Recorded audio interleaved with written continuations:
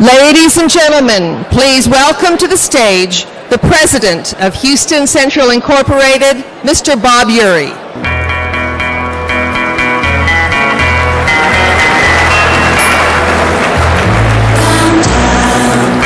Good morning, everyone.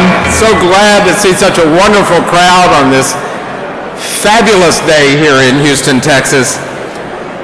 I hope that you didn't have too hard a time getting into the building here this morning with 9,000 partners from Starbucks across the street and then this property. You know, this is what we've all been waiting for. This is the vision, finally, we've been looking for to have the scene today here. Welcome so much to this Central Houston annual meeting. We are so glad that you're joining us today. We gather together to discuss, to celebrate, to reflect on the potential of this great community. We've chosen to focus on Houston and sort of our competitive place in not just this country, but in the world. We have a wonderful speaker today that I think can really help us with that topic. And we're so proud with the progress that has been made in downtown, and among other things, keeping us a very strong business district. It's sort of the cornerstone of our Houston economy. I know we all have a great deal to be thankful for, and let's begin by giving thanks to the many people in this room, all of you who work so hard and are so passionate about this city. We are very pleased today to have with us Lee Shaw to provide the invocation. Lee is a minister of new initiatives at the Houston First Baptist Church. Now, there's a story here, and bear with me, I got to tell you. In 1841, First Baptist was founded literally a few blocks here to the west, the cornerstone of downtown for over 130 years. In 1977, as we were growing outward quickly here as the region, First Baptist moved to the present location you're aware of at Loop 610 and I-10. A year ago, actually to this week, Houston First came back downtown where it started. They have a campus which is actually part of 1010 Lamar Building, the site where their church was in downtown. And Lee runs from there the High Point Bible Study, and it's part of his ministries.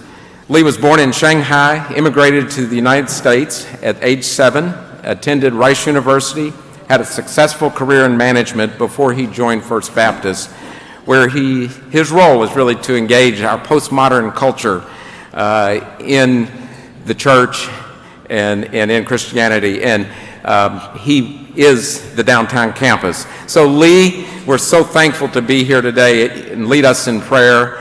And after you conclude, I want everybody here in the room to enjoy your lunch, and we'll be back.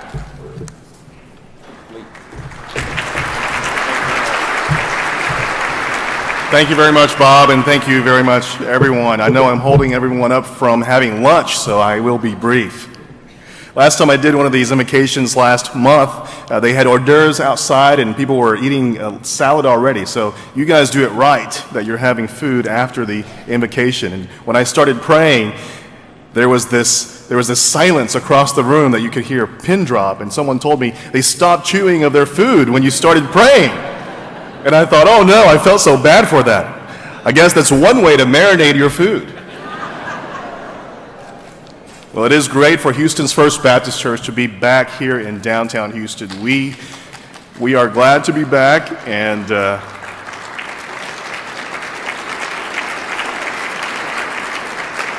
we are committed as a spiritual and community organization to help in the revival of downtown Houston.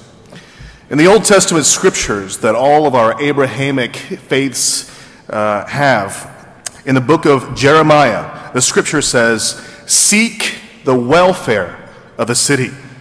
Pray to the Lord on its behalf, for when it has prosperity, you shall prosper." That's in Jeremiah 29:7. That Hebrew word there, shalom. Our Jewish friends use shalom as a greeting to say peace or blessing be upon you. That word also means blessing, wholeness, wellness, completeness, the absence of conflict or prosperity. Seek the shalom of our great city of Houston, for when it has shalom, you too, our individuals, our companies, our organizations shall have shalom. Let us pray. Gracious and holy God, you reign above the heavens and the earth. We give you great thanks for the blessings that our beloved city of Houston and all the great work that Central Houston has done on its behalf. We thank you, God, for the leadership of our Mayor, Anise Parker, our Harris County Judge, Ed Emick, and our Central Houston leaders, Bob Urey and Pam Gardner. We thank you, God, for blessing us with the presence of Bruce Katz as our keynote speaker. I pray, God, that you would speak through each of them today to give us insight and inspiration for the welfare of our diverse city across all ethnic, religious, and socioeconomic groups. We pray for the prosperity of our city, for financial prosperity, for social prosperity, for spiritual prosperity. We now thank you for the food that we're about to partake. With it, O Lord, provide us nourishment for our bodies as your Spirit provides us nourishment for our souls. In your name that is above every other name we pray. Amen.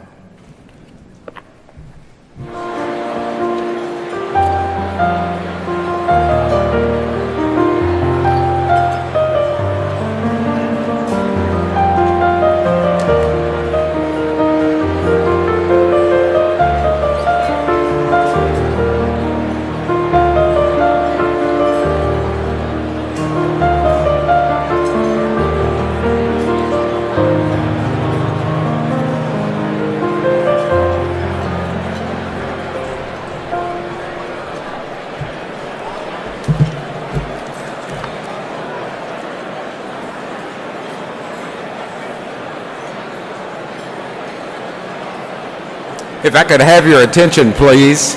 Please keep eating, but we would like to go ahead and continue with our program.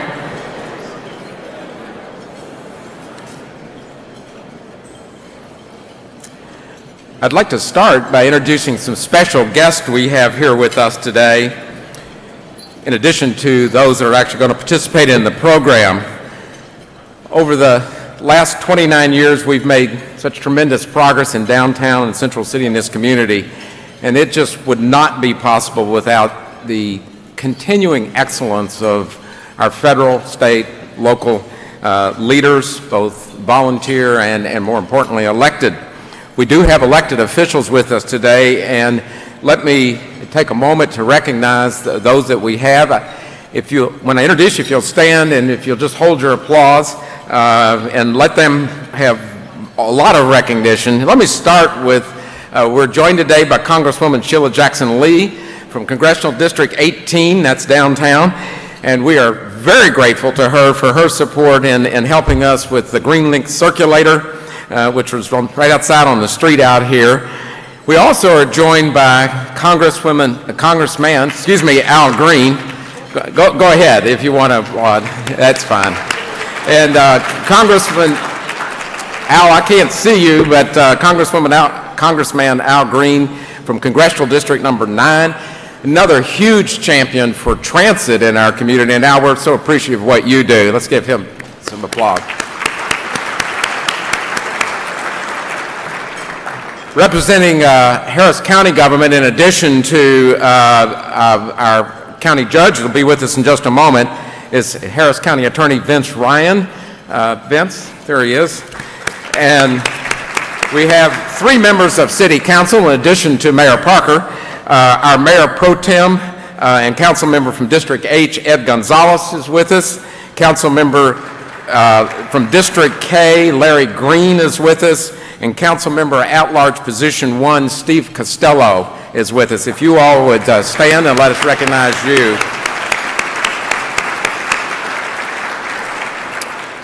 There are 2 appointed officials here that I have been working on overtime here lately. Our friend Gilbert Garcia, Chairman of the Metro Board, and Board Member Christoph Spieler. If you all would stand. Gilbert, I saw you a minute ago. There he is. We thank you so much for what you all do in the community. You may remember from several meetings ago, actually when we celebrated our 25th anniversary, We set up a scholarship with the intent of increasing more urban design and planning talent here in our city. And the program is a merit-based scholarship that's set up at Rice University School of Architecture to actually help them to attract people to our city. And I am very pleased to say that the recipient of this scholarship is with us, Sophie Eichner, who I had the pleasure of meeting a little while ago. And she's joined today by the dean of the school, Sarah Whiting. So if you'd recognize them, stand up where you are and let us recognize you.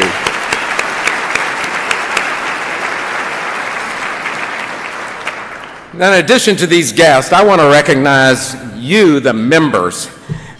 Please take a moment to review the list of members in the program. I'll be here all afternoon if I read the list to you. You know, you all are the engine of this organization. And let's applaud for you, okay? And I'll applaud for you, okay? And let me also recognize there's 3 new member entities this year. First of all, Comcast and Haynes Whaley Associates and Thompson and Knight. And we're so glad that you've come on board and joined us as well. I also want to recognize the volunteer directors. Central Houston board members will recognize you in just a moment. Pam will recognize you in just a moment. But we've really got a wonderful group of organizations that very directly work with downtown. And I would like to recognize the board members of these organizations. And so as I name the organization, if you are on the board, if you would stand, starting with Buffalo Bayou Partnership, the Discovery Green Conservancy, the Downtown Redevelopment Authority, the Houston Downtown Alliance, and the Houston Downtown Management District, and Houston First Corporation. If you're on the boards of these organizations, if you'd stand and let us recognize you, we would love to do that.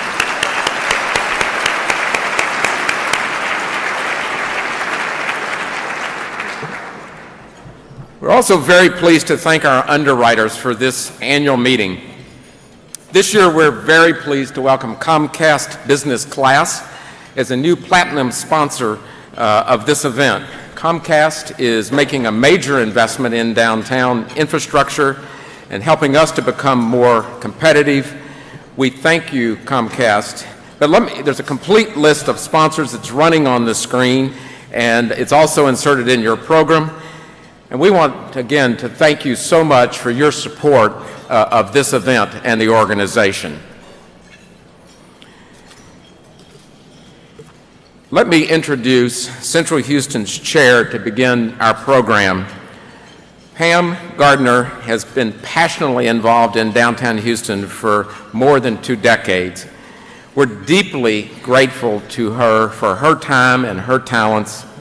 I think about everybody in this room knows that Pam, you know her from the Astros.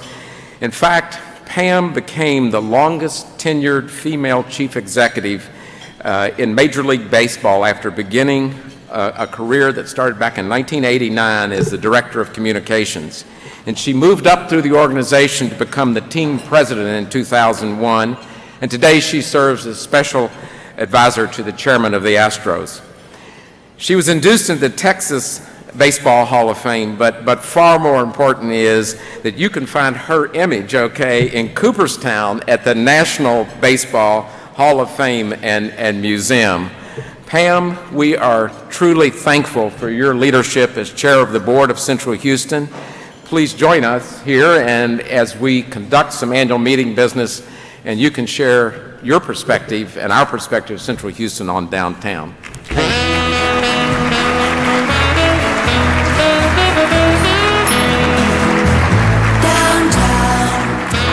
Thank you, Bob. It's my great pleasure to begin with a few moments of business. So please continue your meal as we go through. Each year we have one item of business to conduct. In anticipation of the meeting, our Central Houston board members elected our directors by proxy, and they're listed in the program at your place setting. So if you will take a look at those names that are marked with an asterisk for our newly elected and our current board members.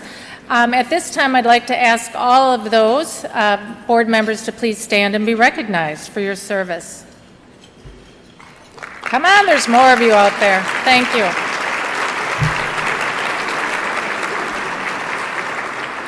Thank you. We so deeply appreciate your service. I'd like to go a little bit off my script here and say that Bob Urey has been truly such a pillar for the community for decades, literally decades. For more than 25 years, he's operated and driven Central Houston. We don't thank him enough. I'd like for Bob to stand and be recognized, and also his wife, Gail, who is his pillar in rock. So if you'd please join me in thanking Bob. Thank you. Bob tells me he's going to run his 30th consecutive marathon this year, so when you're out there, give him a cheer. Amazing, isn't it? Thank you for joining us in our 30th year of operation of Central Houston. I connected with this organization nearly 20 years ago when Bob Urey called Drayton and I and said, I've got a great site for you to build a baseball stadium. So we drove downtown and we looked around and we said, I don't think so. Downtown was blighted. It was what you would envision people think downtown is, which is tumbleweeds and not much happening, lots of boarded up businesses. But as you can see today, 12 years later, this downtown is vibrant. It's thriving. It's a growing hub of commerce, entertainment, retail, parks, residential, and more. It's a great place to live and work. It's been a great privilege to serve as chairman this past year and be a part of our strategic plan, which we instituted. And we put together a plan for the next 10 years, which many in this room have helped to craft, and we thank you for that. Central Houston has always operated as, I like to call, a stealth organization, operating behind the scenes. But through the vision we've created with a strategic plan, Central Houston is going to take a more visible role. We just need to continue with the commerce, culture, and living for the city. The time for all of this is now.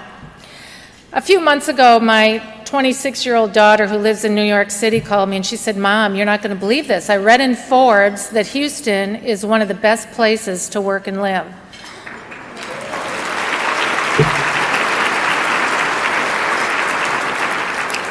I was happy for two reasons. One, that she was reading Forbes and she added it to People magazine. That was good. Probably most importantly. But secondly, that young people are recognizing that this is a great place to work and live. We all know this, but our future is in the young people. So when they start to read it, understand it, absorb it, come here for what we really have to offer. That's what makes a great city, and we're on our way. To that end, our strategic plan has identified 4 critical areas of focus, and we have clearly outlined what they are, and we're going to move forward with those over the next 10 years. The first, number 1, is to continue enhancement of the urban place and sense of community. This includes residential development, pedestrian access, continued development of an environment that attracts all age groups to our wonderful city.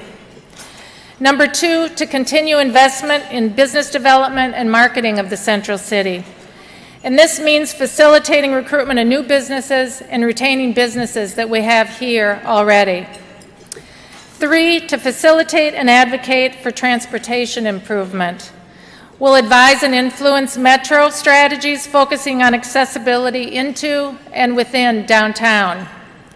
Transportation solutions need to support the critical workforce that we have and we will continue to have as we move forward.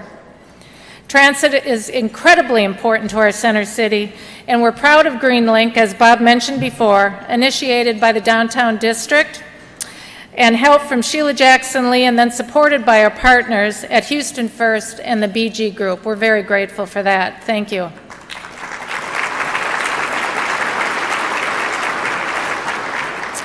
And 4th, to facilitate and advocate for improved access to education.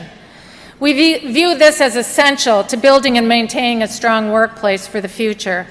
We need to improve access to education, K through 12. Central Houston has been working to help develop a new high school for the performing arts to be located in downtown. We hope to see that off the ground soon, and we hope to continue moving forward in that vein. The plan is strategic, and the plan is simple. Urban place, business development, transportation, education. We've developed detailed plans behind each of these initiatives, and are currently examining resource alternatives and funding approaches to help accomplish these goals. Dr. Stephen Kleinberg's recent report speaks to the growing interest and importance of the urban core in moving Houston forward. We invite together, Bob, I, and the entire board, invite each of you to work together with us to help realize a productive central city for our future. Houston is such a wonderful place to live and work. Let's take it to the next level. Thanks to all of you for all that you do in helping Central Houston reach the goals that we have outlined. It's truly an honor to work with you and to work for you. Thank you.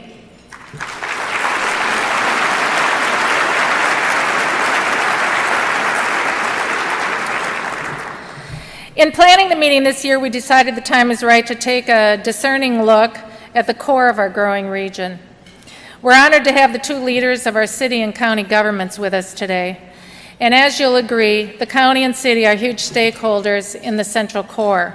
It's my pleasure to invite Judge Ed Emmett, presiding officer of the Commissioner's Court, to join us today.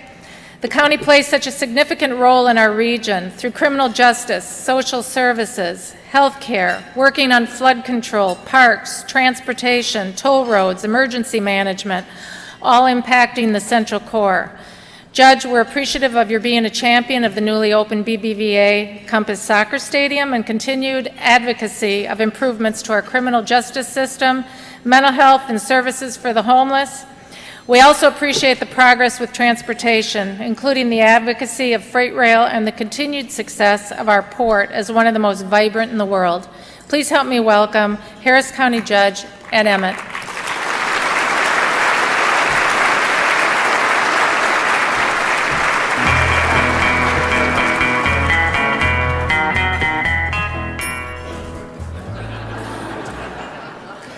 You know what's really scary about that? Thank you, Pam.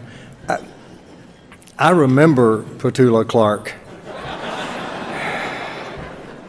And I was actually old enough to be listening to Petula Clark. So for those of you younger than me, you'll have to ask somebody else what that means. You know, I've been severely restricted to 5 minutes, so I'm going to honor that request. All the things that Pam mentioned are the things that the county is involved in. But what we really need to also focus on is the reason we're here today.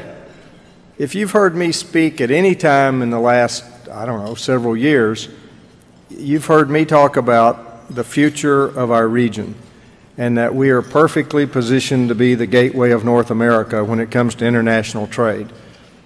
In order for that to occur, of course, we have to make sure that we're ready for it. But beyond international trade and the dynamic economic engine that comes from the port, we also have new economic engines that have come up in recent years, like the Texas Medical Center, employing 100,000 people or so. And those people need to get in and out on a daily basis. What do we do to realize our future? Whether it's as the gateway or whether it's as the new economic center of North America. Well, those things will not happen without vision. And one of the things a group like this does is create a vision. And they doggedly pursue that vision. So we have to know what it is we want to be when we grow up, as a city and as a county and as a region. And it also won't happen without regional cooperation. The city and county, I believe, are getting along about as well as the city and county have gotten along in a long time. And that's a good thing. But we have other municipalities and we have other counties around us, and we need to understand that what affects downtown Houston is going to have a ripple effect out into the surrounding counties and vice versa. And we also won't achieve our full potential if we do not maintain a dynamic nerve center. And that dynamic nerve center for our region is always going to be downtown Houston. I used to chuckle a little bit when I was in the legislature. I lived in Kingwood, represented mainly suburbs, And people would come in, at that time Kingwood had not been annexed, and they would, oh, we don't want to be in the city of Houston, you know, that's a terrible thing. And I would always ask them, when you left Pittsburgh or New York or wherever you left, where did you tell your friends you were moving? And they all kind of would hang their head and say, Houston. Well, of course you are. You need to be proud of Houston. And we have, and I know I don't want to step on the speaker's toes and things that he might say, but we have such a bright future in front of us. But that bright future will only be realized if we maintain a strong, vibrant downtown that is recognized worldwide as a strong, vibrant downtown. And no group does more to promote that strong, vibrant downtown than Central Houston. So thank you, Bob, Pam, all the board members, and all the members. Do not ever give up on achieving the vision. Thank you very much.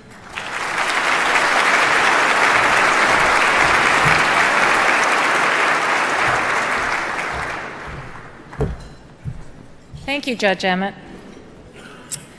This year it feels good to say that Houston is faring better than almost all the U.S. cities emerging from the recession. We can't consider the well-being of Houston without first considering the well-being of our local government. It's my pleasure to introduce our mayor, Anise Parker. She's done an excellent job shepherding Houston through tough economic times by minding our fiscal P's and Q's. This has been quite a year for the mayor. She launched a $55 million redevelopment of Buffalo Bayou Park.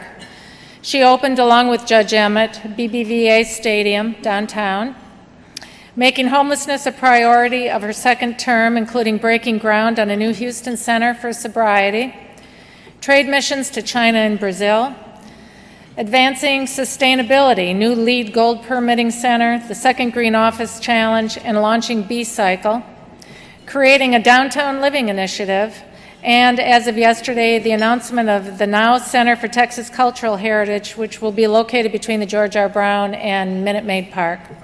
Mayor, we're deeply grateful for your tireless leadership advancing this city. Please welcome my friend and our mayor, Anise Parker.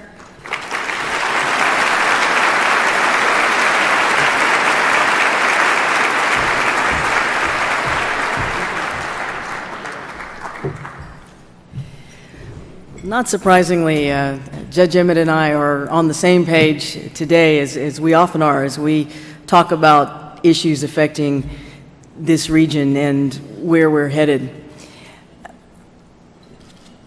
It's difficult in any city to maintain a vibrant inner core of downtown. But in a city like Houston that sprawls out in all directions, and that has at least 5 downtowns or cultural and retail centers, it's a special challenge to make sure that the downtown, the birthplace of Houston, remains relevant and continues to grow into the future. This has been one of those weeks that any mayor would live for. And the weather's kind of nice. You know, the Texans are winning. I got to kick off our new Now Center for Texas Cultural Heritage. We have a Starbucks convention in town, and it's an embarrassment of riches. There are 9,000 volunteers that we spent months trying to figure out what to do with, because they have a major volunteer commitment when they come to town, and so there's just a buzz all across the city. And then earlier this week, the APA recognized Buffalo Bayou as one of the 10 best public spaces in America for 2012.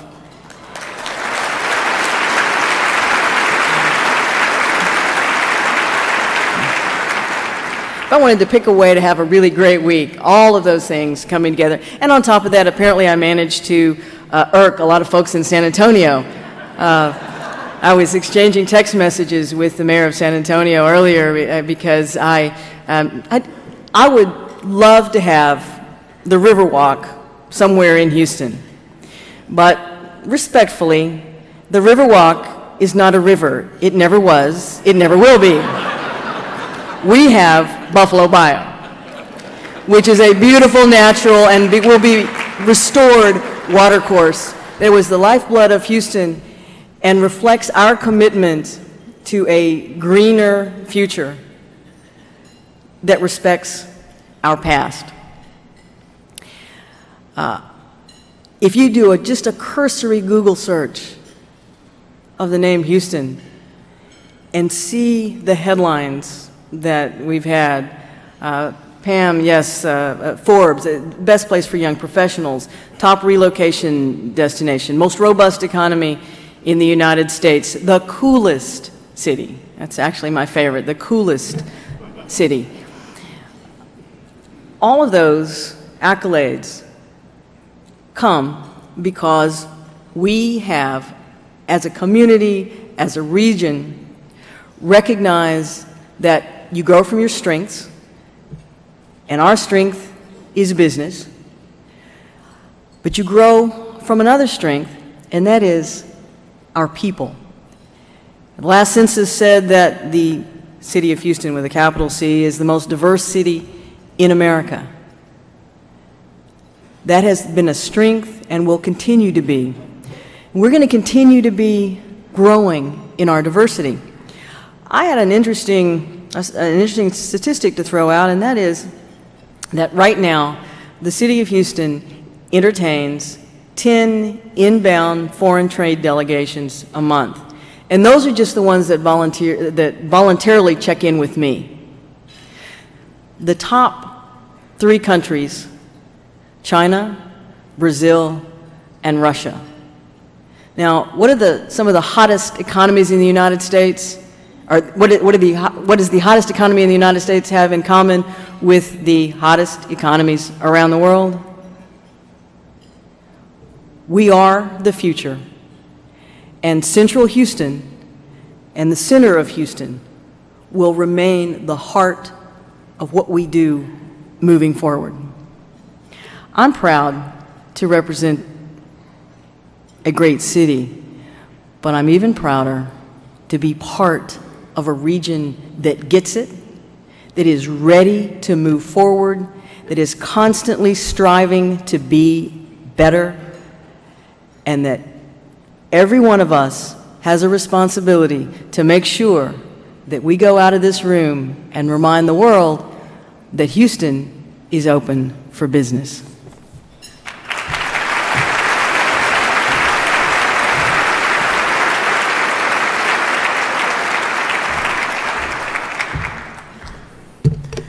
Thank you so much, Mayor.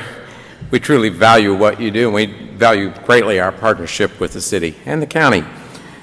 Let me assure you that Central Houston is strongly supporting the city's bond referendum on the November ballot, and as well as HISD and HCC bond referenda. And Gilbert, we also strongly support the Metro proposition as well. We urge a yes vote on these important ballot measures. Thank you.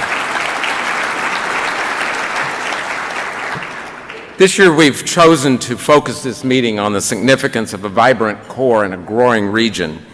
Now with over 6 million inhabitants, the 5th largest urban region in the country, and one of only 2 U.S. regions in the top 40 fastest growing of the top 200 metropolitan economies in the 2011 Global Metropolitan Monitor Study by the Brookings Institution. It is my sincere pleasure to introduce to you today Bruce Katz, who's the Vice President of the Brookings Institution and the founding director of the Brookings Metropolitan Policy Program. Bruce is a graduate of Brown University and Yale Law School. After he practiced law, he then served as counsel to the Senate Subcommittee on Housing and Urban Development and then Chief of Staff at HUD Then in 1996, Bruce joined the Brookings Institution, and at that time he started the Metropolitan Policy Program. Bruce saw something very early, I think, here, and that is he recognized the emergence domestically and then globally of urban areas as the engine of growth in the world economy. As more and more people in this world, now more than a majority of the people in this world, live in cities. He is the visiting professor at the London School of Economics, and I would argue he is the leading U.S. commentator on cities in prolific writings, speeches, and media interviews globally.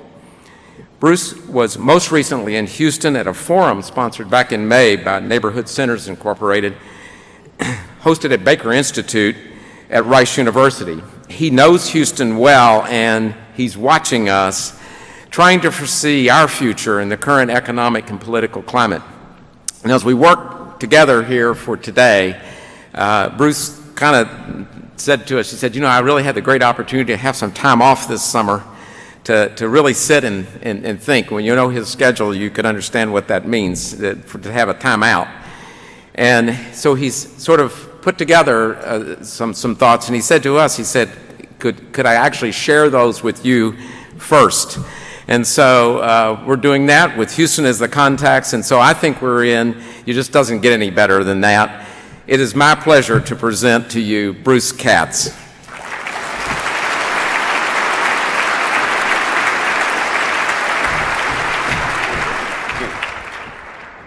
So good afternoon, everyone. I just want to thank Bob for that introduction and applaud you and Pam and your board and the elected leaders here for the leadership of Central Houston and for some remarkable achievements. So as Bob said, you're a big focus group today. It's an exciting time to be here. I mean, I've been coming to Houston for about 25 years, and there's a lot to celebrate. You know, since the end of the Great Recession, this region has had the second best recovery among the top 100 cities and metropolitan areas. Your unemployment rate, 7%, remains over a percentage point better than the national unemployment rate. It's also exciting because of the momentum and activity in downtown and central Houston. And this organization has been critical to that success. Business recruitment and development, sustainability, transit, Main Street revitalization, and social issues like homelessness. This is the way to create a thriving urban core, or the dynamic nerve center, in the words of the county judge. And it is remarkable. And what you have done to date is just a platform for incredible growth going forward. And then it's great to see that Houston remains focused on its future. The propositions on your ballot next month are all critical for long-term health and prosperity of the city and the metro. You need a quality transit system, good high schools, community colleges to educate the next generation workforce, and ample green space for sustainable and inclusive growth. So I support Central Houston and others here in hoping all four measures are passed. Now, my goal today is to put this city and the remarkable progress that you've made in downtown and central Houston into a broader context, and I'm going to make 3 points. First, the urban cores of America's metropolitan areas have been dramatically revalued in the past 2 decades by big economic, demographic, and development forces. I think there's a new form of placemaking emerging here and abroad, what I will call innovation districts. And I think Houston can be a leader in this new wave of placemaking, given the spatial configuration of your distinctive clusters, universities, firms, and amenities, and the leadership you have. Second, your ambitions and success reflects a profound structural shift in power and governance in the United States. Across the nation, cities and metros are taking control of their own destinies, becoming deliberate and intentional about their economic and spatial growth. Power is devolving down in our country to places and people who are closest to ground and oriented towards collaborative action. This shift is changing who our leaders are, what they do, and how they govern. We call this the Metropolitan Revolution, and I'll talk about that. And finally, Houston and every city and metropolis in this country are going to need to up their game in the coming years in light of the partisan gridlock and ideological polarization that grips our national government, and the coming scale back of federal resources after the election, irrespective of who's elected. The brutal reality is that Washington and frankly Austin will not be there to help, and you will be more on your own than at any time in modern memory. And so I will lay out my top suggestions for what you do going forward. Let me begin with my first point about the revaluation of our urban cores. Now, after 50 years of unmitigated sprawl, the urban and metro landscape in the U.S. is changing in dramatic ways after the housing bubble collapsed in the mid and late 2000s. For the most part, growth in emerging suburban and exurban counties has slowed down post-recession, whereas growth in most cities and dense suburban counties has picked up speed. And most important for the conversation today, downtowns are back. Metros with more than 5 million residents experienced a 13% increase in downtown residents during the last decade, while the downtown population in metros with 2.5 to 5 million people grew by about 6.5%. This is not an aberration. This is reflective of some profound forces at play in the United States and the global economy. Now, at the heart lies the restructuring of the U.S. economy. A new growth model is emerging from the rubble of the recession. A next economy where we export more and we waste less. We innovate in what matters. We produce and deploy more of what we invent, and we actually build an economy that works for working families. So the next economy will be fueled by innovation, powered by low and smart carbon, driven by exports, rich with opportunity, and it will be led by our cities and metros. Now, this restructuring has enormous impact on the built environment in the form of cities. A consumption economy focuses on building homes in big box retail in isolated zones far away from dense urban cores. An innovation economy, by contrast, craves proximity, extols integration, and champions the synergistic mashup between firms and disparate sectors, educational institutions, and housing, retail, and amenities. These are the sorts of interactions and mutual benefits that cities, with their density and diversity, can disproportionately supply. As one industry feeds another, productivity improves, entrepreneurship is encouraged, and employment and wages increase in the region. Yet physical form is not only affected by economic imperatives. Demographics play a central role, and the location and living preference of demographic groups are changing radically. Now, research shows that a growing segment of our population prefers communities that are walkable and livable. Elderly individuals seek places with easy access to medical services, shopping, other necessities of daily life. Middle-aged couples whose children have left the nest are newly receptive to urban neighborhoods, cultural amenities, shorter commutes. Younger people in particular are experimenting with urban lifestyles, eschewing auto-centric lifestyles of previous generations in favor of biking, public transit, and car-sharing programs. And one study found that 16 to 34-year-olds in American households with incomes over $70,000 increased their public transit use by 100% during the last decade. So economic restructuring, demographic transformation, it's driving a new form of placemaking within cities and metros. We call this innovation districts, clusters that connect leading-edge anchor institutions and cutting-edge companies with smaller entrepreneurial firms, mixed-use housing, office and retail, and 21st century amenities and transport.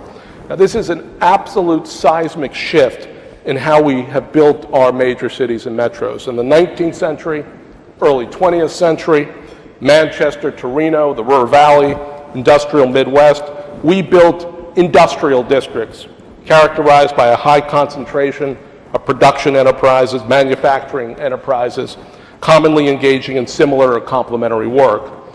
In the mid and late 20th century, think Raleigh-Durham, think Silicon Valley, think Route 128, think the Beltway in Washington, D.C. We built science and research parks and corporate campuses. Spatially isolated, accessible only by car, these parks put little emphasis on the quality of place or on integrating work, housing, and recreation. Innovation districts are a new vision of where creative and talented workers want to live and work and how ideas actually happen. They place a far greater emphasis than industrial districts or science parks on the physical realm, infrastructure, urban design, architecture, as well as the community environment, affordable housing, social activity, cultural institutions, and events. Innovation districts view cities not just as consumer zones of Starbucks and Stadia, apologies to Starbucks, but hubs of invention, collaboration, and entrepreneurialism that drive the broader economy. Now, Barcelona and Boston are basically at the vanguard here. 22 at Barcelona is located in a former industrial area on the Barcelona waterfront. This may be the only part of the Spanish economy that's functioning right now. 115 blocks in size. It is home to 5 major clusters: media, medical technologies, ICT, energy, and design. In less than a decade, and I think this will happen here, 69% of the area has been transformed. Almost 4,500 firms have located there or are in the process of locating to the site. In Boston, 1,000 acres of the South Boston waterfront, created in 2010. Many strong universities, human capital, growing concentrations of life sciences and tech clusters. Since January 2010, 55 new businesses, 2,000 new jobs created on the site. Houston can play in the same league as Barcelona and Boston. You already are. Your economy is super vibrant. Your mix and location of clusters, anchors, institutions, and firms is distinctive and primed for growth. Houston is not the cartoon that many people think it is on the East Coast, right? It is a very different place that you have built here in a very short period of time. But it is not the end of the story. It is a platform for growth going forward. Second point, the U.S. is experiencing a metropolitan revolution. It is a structural shift in power and leadership away from Washington, D.C., away from state capitals, towards cities and metropolitan areas, and the networks of individuals and institutions who actually govern them. Now, that shift in power starts with a very simple truth. Cities and metros are the engines of economic prosperity and social transformation in this country, and frankly, every country. Our nation's top 100 metros sit on only 12% of our land mass, but they house 2/3 of our population, and they generate 75% of our national GDP. And on every single indicator that matters, innovation, human capital, infrastructure, financial capital, it's 75, 80, 85, 90, 95% of the nation's share coming out of those top 100 metros. Now, they dominate because they embody concentration and agglomeration. Networks of firms and workers and risk-taking entrepreneurs and supportive institutions and associations and governments which cluster together in metro areas and co-produce economic performance and progress. There is no American economy. There is no Chinese economy. There is no German or Brazilian economy. What we have in the world today are networks of metropolitan economies. Now, cities and metros are also on the front lines of demographic change. Every major demographic trend that this country is experiencing, population growth, increasing diversity, and aging tsunami, is happening at a faster pace, at a greater scale, at a higher level of intensity in our major cities and metros. Empowered by their economic strength and demographic dynamism, cities and metros are at the cutting edge of reform, investment, and innovation. We can see this all over the country. Grand economy-shaping gestures, the Applied Science District in New York, the Infrastructure Trust in Chicago, large-scale transit investments in Denver and LA, the modernization of port and freight infrastructure in Miami and Jacksonville. It can also be seen in these smart structural interventions. A new intermediary in Northeast Ohio that helps small manufacturing firms retool their factories for new demand. A regional export council in LA that helps small businesses access global markets. And a network of neighborhood centers right here in Houston that gives new immigrants really the platform for our future, access to low-cost banking, education, childcare, and healthcare, and is best in class. So what unites all that? First, cities and metro leaders are measuring what matters. In a world that rewards places that strengthen distinct assets, metros need, first and foremost, clear understanding of what makes them special, the discipline to build on their competitive advantages, and the will to hold themselves accountable. So to borrow from Michael Lewis, this is Moneyball for metros, and everyone should practice it. Second, metro leaders are acting with intentionality and purpose. After decades of trying to become the next Silicon Valley, which frankly is fanciful for most places, or engaging in copycat strategies, metros are building on their special assets, their attributes, their advantages, using business planning techniques honed in the private sector. The pre-recession economy, driven by consumption, celebrated the uniform. The next economy, driven by production and innovation, rewards the distinct. Third, metros are blending the ecosystem and the enterprise. Smart metros don't just focus on the one transaction, attracting the next firm. They focus on building effective structures and institutions and intermediaries to give dozens of firms what they need: talent, capital, market intelligence, strategic advice, branding. So these interventions help create jobs in the near term, but they help to retool the economy for the long haul. They become the gift that keeps on giving, and frankly, Central Houston is an example of that. And finally, this is hard to believe, metro leaders are collaborating to compete. The new wave of economy shaping depends upon collaboration across sectors, disciplines, jurisdictions, artificial political borders, and yes, even political parties. Neighboring cities and metros, long divided by petty differences, now realize they need to come together to engage forcibly in a global market with and against cities that are 5 or 10 times their size. So as Colorado Governor John Hickenlooper likes to say, collaboration is the new competition. So I believe the Metro Revolution is a structural phenomenon. This is not just a cyclical response to the partisan divide in Washington, D.C. And that's because the contrast between the federal government and, frankly, state government and metro networks cannot be starker. I think, and my apologies to the congresspeople in the room, I think the federal government and the states are legacy, almost anachronistic institutions. They're hyper-partisan, they're hopelessly fragmented, they're frustratingly bureaucratic and prescriptive. By contrast,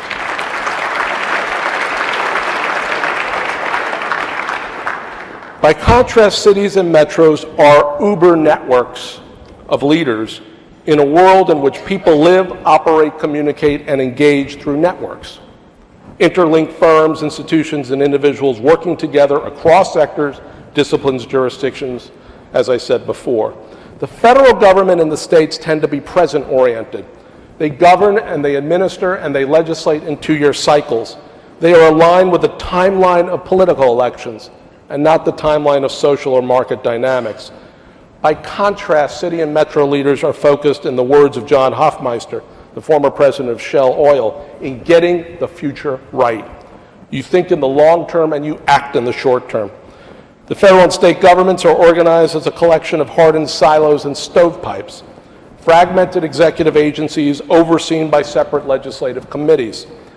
A transportation agency responds to transportation challenges with congestion, with transportation solutions like widening a road, affirming the old adage that if you have a hammer, everything looks like a nail. Cities and metros are organic communities. Resolving a transport challenge might most effectively and efficiently be achieved through a shift in housing or jobs location or alternative means of mobility. Metros are integrated rather than compartmentalized, holistic rather than augmented. If you want to hear more of the contrast between the federal and state governments and city and metropolitan networks, read my book, but that won't be out to April. The Metropolitan Revolution, I think, is upending our fundamental views about our country. In traditional political science textbooks, everything we learned, frankly, since kindergarten, the United States is portrayed neatly as a hierarchical structure. The federal government and the states on the top setting direction, the cities and metros on the bottom, waiting to receive largesse or permission. We are exploding this tired construct. Cities and metropolitan areas are the leaders in this country. They are experimenting, they are taking risks, they are making the hard choices, they are asking forgiveness, not permission. And I think we are going to have a new normal in leadership that could soon define a nation where metros lead and the federal and state governments follow. So, final point. For Houston to prosper, you'll need to take full ownership of your future because no one is going to do it for you. Here's the brutal reality. The cities and metropolitan areas are on their own. Mired in partisan division, the federal government does not appear capable of taking bold actions to restructure our economy and maintain those policies, just maintain them in a predictable fashion over time, because what the private sector wants, and frankly what most local governments want, is certainty and reliability and staying the course. Recent Supreme Court decisions, I think, have also circumscribed the ability of the federal government to respond to national challenges. States are all over the map. Some, like Illinois, are too broken to engage. Most, like Georgia, Ohio, and frankly, in my view, Texas, have a long history of antagonism towards their urban and metro engines. So to paraphrase Pogo, we have met the solution, and it is us. There are no excuses. There is no deus ex machina, or in Texas terms, the cavalry is not coming. Some people may find that distressing. Frankly, to me, it's liberating. So here's where I think Houston should think about heading, in my humble Brookings opinion. First, double down. In fact, quadruple down. There is always a tendency for cities and metros to change horses in midstream, hop from strategic initiative to strategic initiative. With Washington adrift, with global markets uncertain, this is a time for sustained focus and discipline. You have accomplished an enormous amount in the past several decades. You have restored and begun to restore the core of this grand metropolis, and you're helping to push transformative investments like the ones on your ballot this year. Do not waver. Pick those few catalytic projects and interventions that will further your progress. Greenlight them, fast-track them, get them done. And listening to the Central Houston strategic focus of urban place and business development and transportation and education, yes, yes, yes, and yes.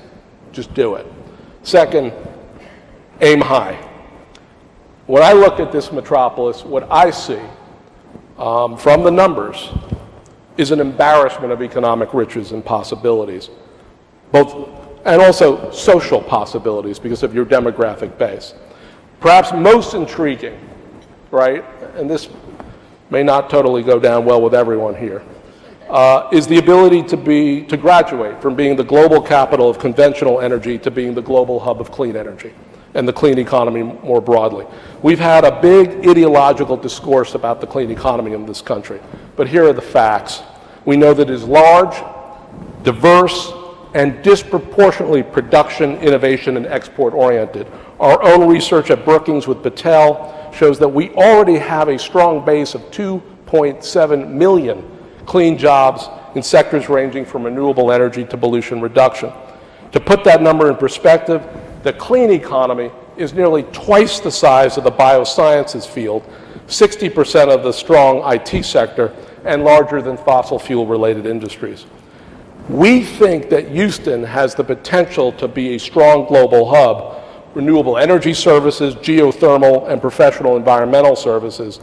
Your goal should be to build on the strength, crowd out the noise, frankly, coming from disparate parties at our national level, and again, get stuff done. Third, since you run the country in many respects and are the engines of our economy, be assertive with your state and federal governments. Now, whoever wins this election in the next 31 days, one thing is certain. The federal government is going to scale back. They have to because of deficits. But the current debate, which is largely framed around targets, entitlement spending, and programmatic budgets, is not sufficient. I think we face fundamental structural decisions, not just about the size and the scale of our federal government, but its scope and its purpose, not just about federal focus, but about federalist delivery. Everyone knows in this room that our federal government is a sprawling Byzantine enterprise. The Simpson-Bowles Commission found that there are over 44 job training programs across 9 different federal agencies and 105 programs meant to encourage STEM education. It is not enough to get the federal fiscal house in order. We need a house cleaning of epic proportions. And there are multiple ways: consolidating trade agencies, consolidating workforce agencies and programs under performance block grants to modernize the federal government to leverage the possibilities of a different economy. Now, what does that mean for Houston? Get ahead of the curve. It's coming. The federal government is going to scale back. So how do you do more with less? And how do you have concrete, tangible ideas that your delegation can basically use as they begin to scale back? Final point, and this will build on the points made by both of your local leaders. The 21st century Metropolitan Revolution will be global in scope, global in reach, global in impact. For the first time in recorded history, more than half of the world's population lives in cities and metropolitan areas. By 2030, that share will surpass 60%. Rising nations like China, India, and Brazil are rising because they're urbanizing and industrializing. And their cities and metros now power the world economy and drive global demand. We think that the world is on the cusp of a new global network of trading cities that link with each other on trade, learn from each other on urbanization and governance, and leverage each other on issues of mutual concern at the international stage. In some respects, we are going back to the future, to the Silk Road, to the Hanseatic League of the medieval ages, when urban trade drove economies and relationships between cities drove urban trade. Already, U.S. and metro leaders are venturing outside the country, forging strong trades and other links with their counterparts in rising cities and rising nations. New York and London, Silicon and Bangalore, Detroit and Torino, LA and Shenzhen, Miami, Houston, and Sao Paulo. These networks obviously start with the firms and the ports that do business with each other, but over time, they extend to other institutions, governments, universities, business associations that provide support for companies at the leading edge of metro economies. So the remit of local government and local networks is no longer local. It's now global. And community engagement is no longer just about building consensus within a metropolis. It is about reaching out to the Sao Paulos of the world, to the Miamis of the world, to the Shenzhens of the world, and forging new links. Now, as metros link, they learn. A metro business plan in Seattle informs one in Brazil and Rio. Mayoral governance in New York is mimicked in London. An innovation district in Barcelona fuels thinking in Boston. Training industrial workers in Munich, critical to Houston because of your manufacturing base, translates here. Bus rapid transit in Curitiba inspires Orlando. We can learn from the rising countries, and we can learn from the mature economies and the mature cities like Germany or Denmark or frankly Spain, so that we can adapt and tailor their innovations back home. As metros link and learn, they then leverage. Metros are going to find their collective voice at the continental and international stage, binding together and advocating, if not demanding, that nations and multilateral institutions act on urgent matters like climate change and poverty reduction. So, listen, Houston is obviously a global city. As the county judge said, you're the gateway of North America. But to be successful in this century, you will need to be even more globally fluent. And particularly build off this rich demographic diversity that you have, so that becomes a platform for more trade and commerce going forward. So let me conclude with these thoughts. I am super bullish on Houston. And frankly, I'm super bullish on the United States of America. The broader cities, our cities and our metropolitan areas have shown over the ability over decades to evolve, to iterate, recover, reinvent themselves, building from a very, very strong base of firms and sectors and associations like Central Houston, and again, that special American DNA, our entrepreneurial spirit, and our tolerance, our welcoming to others. It is not time to rest on your laurels. It is not time to admire what you have accomplished.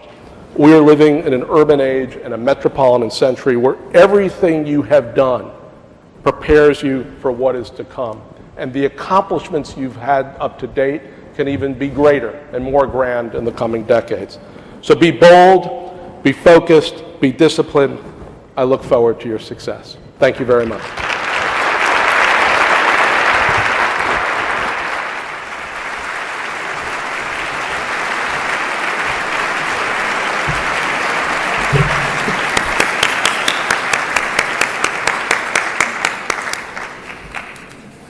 Thank you, Bruce. Quadrupling down, aiming high, being assertive, going global. If you feel a little weight on your shoulder here, I think we got the message, okay? It's in our hands in terms of the future of this great city. Thank you, Bruce. Thank you, Judge Emmett. Thank you, Mayor Parker and Pam, for sharing your leadership and your experience with us. And I also want to say thank you to our excellent board and supportive members of Central Houston, and take a special moment here to recognize and thank our incredibly hardworking staff of all of Central Houston and these downtown entities. If you would please help me do that. If you're interested in learning more about Central Houston, please log on to centralhouston.org for more information. We thank you for joining us today. We again want to thank the sponsors and your help with this, and we certainly hope that you walk out of here feeling really energized to take this on. It's between us, it's the network of us here in the room that are really going to make this city go. We have so much potential, as Bruce has just pointed out to us. We have an amazingly interesting, exciting future ahead of us. So let's don't tarry here. We got to get going. So have a good afternoon. Thank you for being here.